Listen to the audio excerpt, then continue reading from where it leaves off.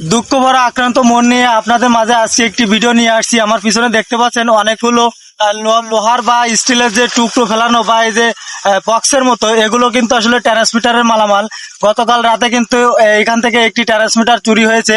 সেই ট্রান্সমিটারটি এখানে দুর্বৃত্তরা বা চোরেরা খুলে প্রয়োজনীয় যে দামি মালামাল সেগুলো নিয়ে চলে গেছে এবং বাকি যে অংশ সেগুলো কিন্তু এখানে ফেলে রাখছে, আপনারা দেখতে পাচ্ছেন। এবং ট্রান্সমিটারটাও কিন্তু ওই পাশে ফেলে রাখছে।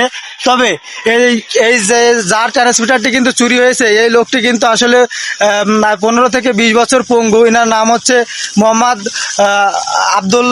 আব্দুল সাত্তার। তিনি কিন্তু গাছ থেকে পড়ে 15 থেকে 20 বছর ধরে পঙ্গু। তো তার যে ট্রান্সমিটারটি চুরি হয়েছে আসলে কিন্তু খুবই দুঃখজনক, কারণ তিনি একেবারে পঙ্গু, হাঁটাচলা করতে পারেন না। তার এইভাবে যে ক্ষতি করছে, আমরা জানি যে গত বছরও নাকি তার একটি মোটর চুরি হয়ে গিয়েছিল। তবে এরকম কাজ কিন্তু কখনোই উচিত হয়নি একজন পঙ্গু মানুষের এভাবে ক্ষতি করা। যদি ভিডিওটি ভালো লাগে তাহলে আপনার মতামত কমেন্টে জানিয়ে যাবেন।